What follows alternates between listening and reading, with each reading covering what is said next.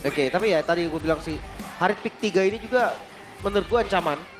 Karena ya kalau ngomongin meta, mungkin larinya nggak ke Harit meta sekarang. Iya. Cuman playable tapi nggak prioritaskan. Iya, playable nggak seprio dulu lah Tapi ya. bisa jadi prioritas ketika lawannya cukup capable kayak tadi. Nah itu dia pick ketiga, berarti dia sengaja nunjukin ini power pick gue nih. Sisanya ya lu tinggal lihat, lu berani lawan Harit lagi, atau lu siapin nih, seenggaknya obat buat si Harit. Ketika posisi dalam adanya broken walls, ini juga menjadi sebuah keuntungan untuk melawan Harit nih. Benar. Tapi kok, gimana kalau main marksman yang biasa? Kayak misalkan Kari Moskov, Konvensional gitu. Trinity yang tadi kita udah bahas Nah, kan? tadi juga kita ngomongin Trinity. Moskov, Super, Gold. Super Toy kan tadi bikinnya Berserker sama Windtalker. Iya, dia burst damage. Dia maunya tipe yang critical, tapi ternyata itu nggak maksimal. Berbeda dengan RV yang tadi pakai Trinity. Ini kayak menimbulkan sebuah pertanyaan baru, apakah emang harus dimanfaatkan banget nih opsi dia Trinity karena pasifnya malah luar biasa. Karena kondisinya kalau gue bilang tadi kenapa cocok Trinity ya, kita udah ngeliat dari Harit yang punya absorb damage nih. Iya itu satu. Zaman Hunter Sword tuh butuh banget. Ya minimal untuk terus-terusan ngedamage lah intinya kan. Cuma seenggaknya yang tadi gua rasa, itu mau dia Trinity pun susah. Iya, Bukan masalah dari item ya kalau yang tadi ya. Yang tadi doang nih, khusus yang tadi. iya. Gue lu setuju nggak setuju opsi dia Trinity. Tapi menurut gue kritikal pun itu works kok buat opsi dia. Iya, pokoknya emang opsi dia nih situasional pokoknya sekarang. Marksman yang bener-bener itemnya tuh bisa fleksibel. Boleh pakai, ya let's say kalau emang Emblem Fighter, kayak nge-skip Haskell tuh udah sering kan kita lihat kan. Ya, Berserker, Windtalker. Windtalker. Tapi kalau emang kalian mainnya kayak Demon Hunter Sword, Corrosion, Trinity, Golden Staff, itu juga boleh karena udah ditunjukin sama Arvi. Ya benar. Sama kalau ini sih Be, menurut gue kalau memang nggak team fight-nya dibawa ke arah dia, nggak ada dibawa ke arah gold lane, Sky Pierce itu buang gold banget tau Emang. di awal. Parah. Kayak mobilitas Windtalker di first item itu bikin farming lebih cepat jelas. Iya. Mobilitas lebih cepat jelas. Dengan Sky Pierce yang gak ada damage dan first pick Marcel. Nah ini dia yang sempat kita bilang tadi ya. Kenapa nggak RRQ yang ngambil first pick lalu mereka yang ngambil Marcel duluan di fase awal. Cuma ya kita sekali lihat lagi, kita kan udah bilang tadi, Marcel 2 kali udah muncul, 100% win rate. Yap. Berarti ini menjadi sebuah tantangan nih. Nah ini dia history dari Super Ken ya. Peringkat 15-17 di M7. First place in China Master 2025. Second place dari MSI 2025 dan third place di MPLID Season 14. Dari dua tim yang berbeda, Bigetron dan Tianfeng Yuguai. Ya, di FYG. Menarik. Dan gue penasaran diracikannya Coach Why Not untuk ngelawan Marcel. Iya makanya dia bakal pakai apa kira-kira kan? Itu dia.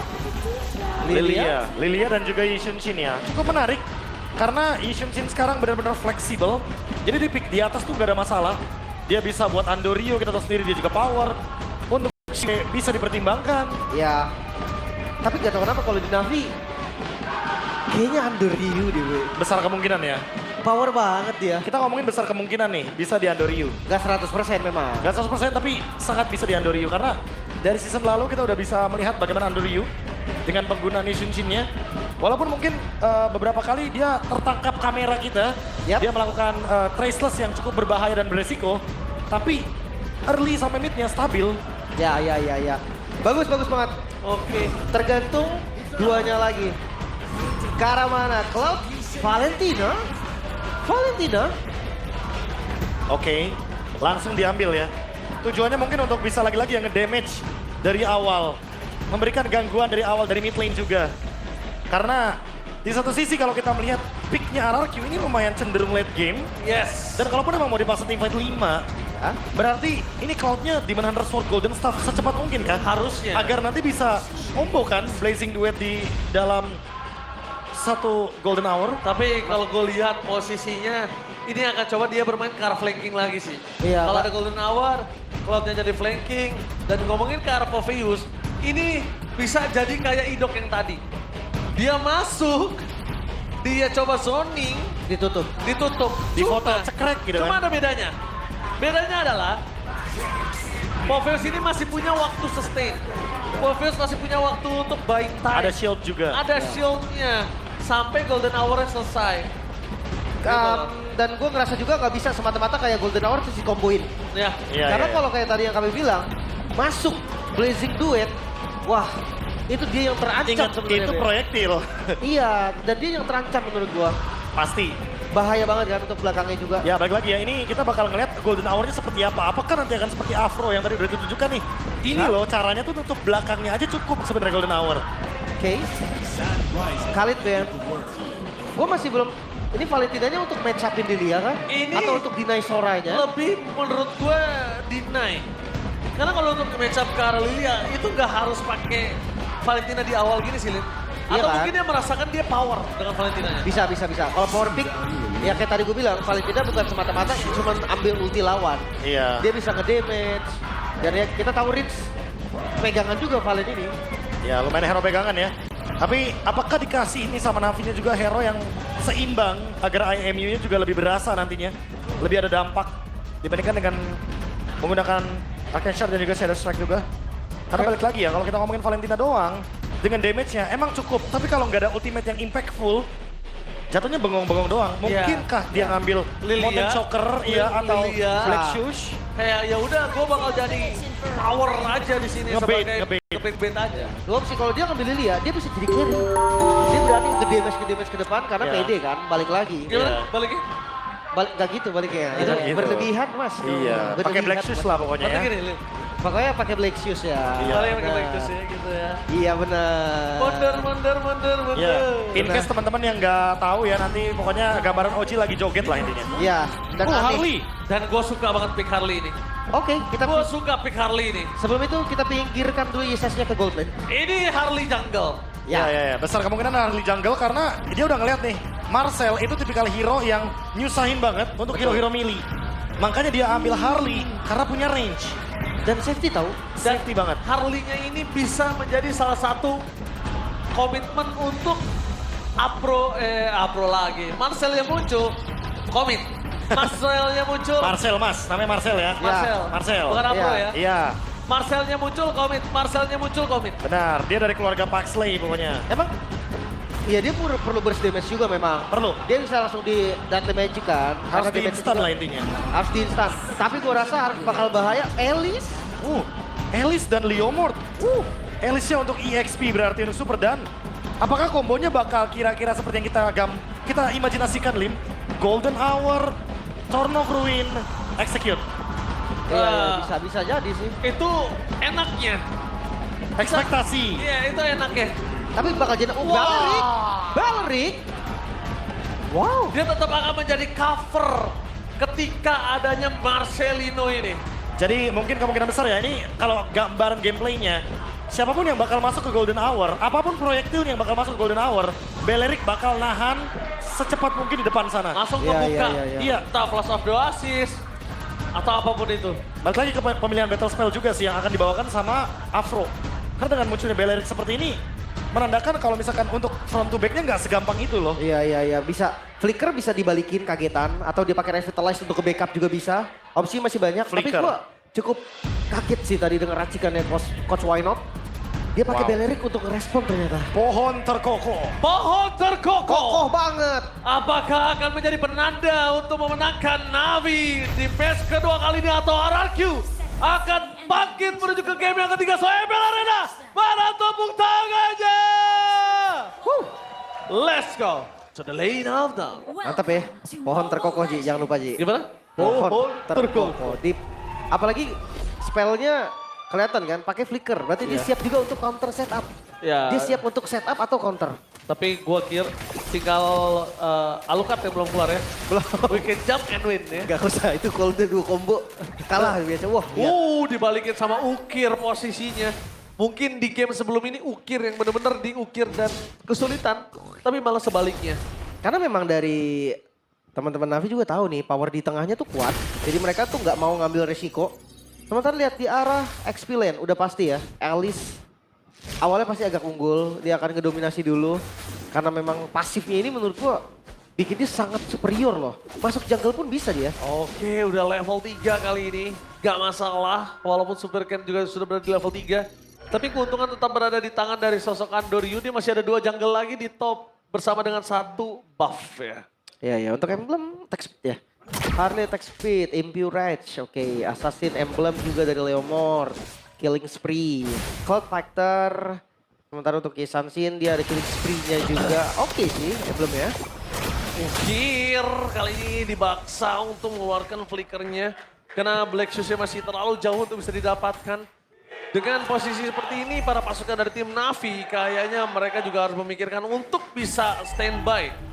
Berada di dalam fight menuju ke turtle yang pertama. Karena tanpa adanya Black Shoes, ini mempengaruhi juga performa mereka. Ya, mereka nggak boleh nih maksa di tengah lagi kan. Yes. Nggak boleh langsung di commit untuk nge-freeze Rins mungkin atau bonyokin Idok.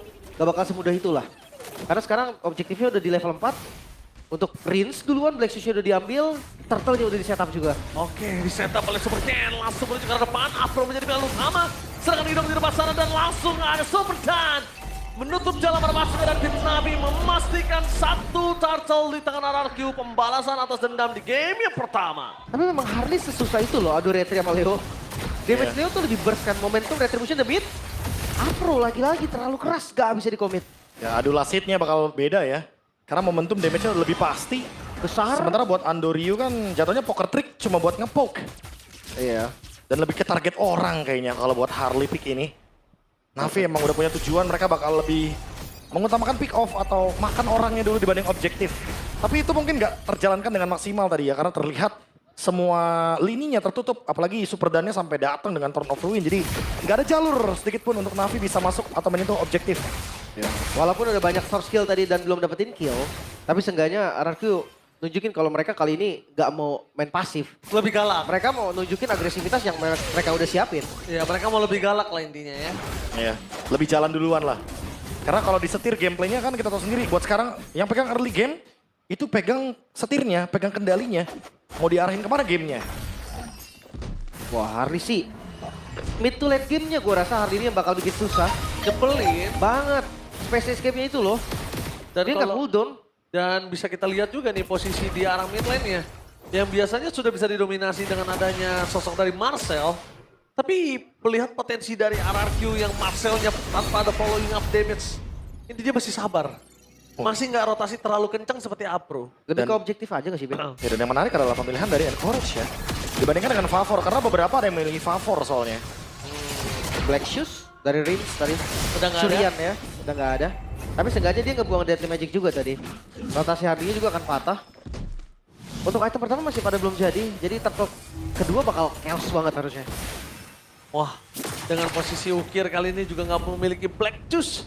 Membuat para pasukan dari tim Navi. Ini mereka akan standby, tapi RRQ, jangan lupakan Super Dan akan melakukan zoning out kembali. Tidak ada diperbolehkan masuk oleh dirinya. Sedangkan Idok di sana menutup jalan para pasukan dari tim Navi. Tidak ada yang bisa masuk dan bahkan kehilangan satu momen. Aprol harus hilang di telan bumi. Dan Super Kane di depan sana membuat para pasukan dari RRQ berhasil mendapatkan satu turtle-nya kah? Ternyata teriset, sayang sekali. RRQ menghilangkan kesempatan dan bahkan satu flicker dari Kars gagal membuat Rins take down. Wow, tapi ini keuntungan lagi-lagi untuk Navi. Retribution yang akhirnya digunakan juga turtle bakal di skip atau mungkin mereka bisa cari orang aja. Dipaksa loh tadi Retribution-nya. Wah jujur sih, sebenarnya apa yang dilakukan Idok tadi ya dengan adanya Golden Hour malah menguntungkan buat Navi loh. Karena sekali lagi harus kita bilang kan, nggak banyak milih hero dari Navi. Mau dipaksa teamfight kayaknya? Enggak sih. Bukan keputusan yang tepat kalau menurutku karena resource-nya juga belum ready semua. Dan tadi juga ada Blazing Duet kan sebagai penutup dari Super Toy di area tengah. Jadi ya sekarang alur permainannya berubah ke Navi. Iya sih, tetap 2 point kill menurut gue terlalu mahal tadi. Golden Hour-nya kurang maksimal, malah ya tadi bener kata KB menguntungkan untuk Navi. Iya. Dia kayak cancel setup dari RRQ malah. Sekarang harus reset lagi sih. Setupnya jadi patah, harus nge-reset lagi karena balik lagi ya kendalanya adalah turtle yang satu sama. Dan kita tahu sendiri bahwa Harley di sini sangat diunggulkan karena dia juga merupakan proyektil. Nah, jangan lupa juga Leomord itu kuat banget early sampai mid-nya. Yes. Kalau nggak maksimal, late game bakal susah. Nah, lihat. Oh, di-commit? Andorio bakal coba di-commit. Bakal coba cover dengan The Cast tapi Space Escape terakhir. Oh! Menyelamatkan Andorio. Tapi sayang sekali kenapa dia harus kembali lagi ke arah belakang. Membuat dirinya harus ter-take down. Cars mencoba untuk menyelamatkan satu point kill setidaknya sama rata. Dan pohon terkokoh. Menutup jalan dan Golden Hour di sini membuat para pasukan dari tim RRQ harusnya bisa mundur ke arah belakang. Dan mendapatkan point kill tambahan. Tidak ada jantung Ukir bisa pulang kembali selain Black Shoes. Mampukah Oki Flicker. mengeluarkan, tapi ternyata dia lebih memilih Flicker dibandingkan Blaxius. Ketang salah. Iya, tapi seenggaknya dia nggak buang ultinya lah. Karena kalau tadi dia ulti, tetap tumbang Osive. Itu dia, bermain dengan adanya Marcel. Sana yang sungguh menyebalkan dan bahkan Apro lagi. Mencoba untuk menutup jalan blessing duet dari Toy. Cukup kaget tadi si V-nya dia ke depan. Tapi ya, Kosis full draw ternyata item pertamanya. Wah, udah jelas ya Afro ya. Dan Wrath of the Earth yang benar-benar mengerikan tadi dengan flicker loh. Pohon terkokoh yang kita tahu sendiri emang untuk menangkap hero-hero yang biasanya dash in. Sekarang benar-benar jadi inisiator pure, apalagi dengan membawakan flicker. Jadi jangan kaget kalau seandainya Navi ini bakal benar-benar punya counterplay yang mengerikan. Tapi RRQ udah punya Super Toy sih. Super Toy kali ini berbeda dengan di game sebelumnya, dia lebih bernafas menuju ke arah Trinity. Dia bakal bisa memberikan deal damage yang sangat besar. Dan jangan sampai tertangkap aja. Kan kondisinya Toy itu kan pakai flicker, bukan purify. Dan hati-hati juga nih dari Sansinnya si V. Dia hunter langsung BOD dan turtle. Langsung kontes. Langsung belakang Arena Fruit, di belakang para pasukan dari Super Toy, di cancel blessing duetnya. Dan bahkan dia harus mundur ke si V. belakang. Super Toy harus ter-take down bersama dengan adanya Afro. Tapi dengan adanya satu bang Golden Hour menangkap si V tidak bisa lebih jauh di depan sana. Tapi Kars! Satu hit terakhir membuat Kars kali ini masih bisa menyelamatkan dirinya kah? Tapi nampaknya tidak, damage dari Riz terlalu besar. Power gameplay dari Valentin Aris tidak bisa dibendung. Tidak perbedaan target juga sih yang tadi menyebabkan Navi susah. Tapi itu dia. Poker trick Deadly Magic. Super Dawn. Hilang Super Dawn. Wow, ini benar-benar berawal server kembali ditunjukkan di dalam permainan di match yang kedua. Ya tapi sekali lagi ya, emang tujuan dari Navi adalah target point kill. Karena mereka ingin membuat RRQ nggak menang dari segi jumlahnya. Makanya mereka tujuannya ada di bawah Harley. Tapi sekarang mau dikejar kayaknya. Tapi masih terlalu jauh dan ingat, kita ngomongin Space Escape yang dia dengan purple buff, dengan item cooldown reduction, itu akan ngebuat Harley-nya bisa loncat ke sana ke sini. Dengan cooldown yang sangat-sangat singkat. Kalau dia nggak balik lagi ke topinya, langsung ready lagi berarti. Langsung ready lagi, 1 detik, loncat lagi dia. Itu tuh yang bikin in and out-nya enak banget pasti. Iya. That's why Harley juga udah mulai masuk ke meta. Dan nyebelin banget ketika dikejar. Nah, ini dia. Menjadi debut Harley di MPL Indonesia Season 17 setelah terakhir kali digunakan 1435 hari lalu oleh Persik pada MPL Indonesia Season 9 Playoff saat EVOS kalah atas RRQ. Wow, terakhir digunakan kalah berarti ya. 1400 hari ya guys ya. Dari season 9 kalau nggak salah Harley-nya tuh masih hybrid ya. Ada yang bikin tank, ada yang bikin damage. Iya. Dan mostly lagi metanya tank jungle pada saat itu. Ya. Sekarang udah jadi Thunderbelt dan Oracle. Oke, 2 item dari Marcel yang sangat-sangat membuat nyaman lah pastinya. Ya signature ya. Core Karena itemnya udah jadi. item ketiganya bisa ke Flask of the Oasis atau emang mau team fight juga silahkan. Ya, dia mau defense badak lagi juga bisa. Ya, Chestis atau Guardian Helmet boleh. Lihat itemnya Ukir. Dia ingin coba untuk dapetin damage tambahan untuk siapapun yang terkena Deadly Magic nanti. Dan Wishing bocor. Ya, Wishing Lantern. Wishing Lantern ya, ditambah lagi dengan adanya Glowing One juga. Iya. Otomatis kayak meletup-meletupan tadi juga kalau kita lihat ya Super Toy tumbang 1 kali. Itu karena Glowing One effect loh. Yes, dia sekarat banget tadi 1 hit terakhir si V nggak dapetin kill. Dan yang dapetin kill malah Lilia kan. Ya Ukir yang dapetin poin killnya karena efek Glowing One. Karena efek Scorch juga, efek bakarannya ya. Tapi ya sekali lagi sih emang harus kita bilang semua tentang Golden Hour. Apakah Golden Hour-nya bakal menutup Navi atau jangan-jangan malah menyusahkan untuk RRQ-nya sendiri. Contohnya tadi. Karena udah kelihatan nih, jangan sampai Golden Hour ke teman sendiri malah merugikan. Oke, di depan sana Apro memancing 2 Black Shoes, cukup adil. Tapi Idok masih terlalu jauh untuk kena ke arah seluruh poker trick yang dimiliki dari sosok seorang Andoryu. Meanwhile dengan tanpa adanya flicker itu jadi cukup menguntungkan dari Idok loh. Dia masih bisa ngedes tanpa flicker nih. Ya. Makanya setupnya sebetulnya oke. Trinity udah jadi. Wah, damage-nya udah cukup. Lihat sih. Setup terhadap Lord sudah dimulai RRQ yang tarik. Oke, taring bakal coba dikeluarkan. Tapi Idok ter-take down dengan Deadly Magic yang full damage. Terbakar di belakang sana. Super Toy. Blessing duet yang langsung dihentikan pergerakan dan tanpa ada basa-basi Super Ken. Wah. Bisa bergerak banyak dan bahkan mereka berhasil mendapatkan 4 pemain dari para pasukan dari tim RRQ. Oh my god, RRQ. What happened? Menyisahkan Rins seorang diri. Sekarang Lord jatuh ke tangan Navi. Sebuah momen yang tercipta langsung dimanfaatkan. Ingat, ketika tim bisa nge-punish, susah banget untuk bangkit. Dan jangan lupa ya timingnya emang lumayan buruk untuk tumbang berempat ketika ada Lord juga. Udah pasti Navi bakal langsung take over. Dan ingat objektif dari awal kita bilang Harley adalah pick off. Harley berarti point kill. Ditambah lagi dengan adanya beberapa hero cover yang dari tadi juga emang menjadi jawaban dari Navi. Coach Wynot menunjukkan kalau duo midnya itu akan selalu bisa membuka jalan bagi Shive atau Andoryu. Hati-hati. Ini Lord yang hitungannya udah berbahaya. Sebentar lagi menit 12. Mereka harus pakai pasif yang ada di bagian bawah. Jangan sampai sayang rugi. Gak guna juga kalau ditahan-tahan, tapi lihat ini dia. Terlepaskan dari tim RRQ. Mereka udah coba untuk mendapatkan sedikit defensif karena mereka sadar jangan sampai Lordnya ini mecahin pasif sebelum super minion di belakangnya datang. Iya, iya. Wave keduanya. Jadi nggak nabrak juga sekarang Lordnya bisa di-clear aman sih. Wah, lihat. Super Kane. Oh gila, Deadly Magic yang begitu mematikan. Soalnya 50% HP hilang soalnya kan. Itu dia sulap yang mematikan Profesor. Lagi dan lagi. Karena pasukan dari tim Navi mereka membalaskan keadaan yang sudah dipegang RRQ. Itu nggak bisa dipungkiri. RRQ udah megang game ini. Toy udah punya powernya dengan Holy Trinity. Ini bedanya langsung 3000 gold. Lihat, setupnya rapi banget. Dari gold yang sama, Bi. Ya karena lini belakangnya juga ketutup ya, jangan lupa. Terlalu banyak hero-hero yang benar-benar gak bisa reach out ke arah dari idoknya. Dan itu yang membuat 4 member dari RRQ hilang seketika.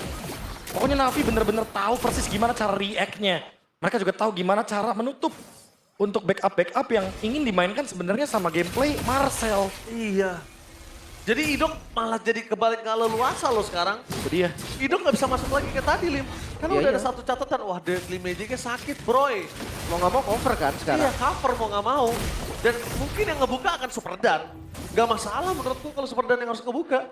Nah, Super Dan kalau misalkan dia buka, Ji, tapi follow up damage yang di sama aja. Mau nggak mau sekarang mereka udah counter setup, jangan dibuka duluan. Biarkanlah dari Navi yang maju. Wah, kalau bikin move duluan, RRQ bakal rugi di sini karena emang mereka masih minim sekali untuk dari segi damage. Iya. Navi, nungguin Navi bikin inisiasi juga bakal jadi ancaman. Karena lini depannya pasti ketutup sama Kars. Ingat sekali lagi beda nih, Puvius dia punya durability yang luar biasa. Dan untuk buying time, sini sangat memungkinkan loh. Bagi Kars ketika dia pun lagi on the way bikin CSS Pauldron. Oke. Sedangkan, oh dimajuin. Oh, Anthem Steel. Really? Mereka belum lihat di mana Andoryu loh. Dan itu dia, mereka belum lihat di mana Andoryu berada. Jangan sampai Andoryu ini, kalau tidak ada di map, RRQ berani untuk ngebuka defense. Gak ada yang tahu tiba-tiba di belakang Toy nantinya. Di depan dari Ido. Itu bahaya untuk RRQ, Prof. Ya, ancamannya terlalu banyak ya lagi-lagi. Tim dalam keadaan lose condition, itu pasti serba salah untuk melakukan sesuatu. Tapi kalau misalkan emang mereka bisa mendapatkan pick off-nya, itu bakal jadi poin positif.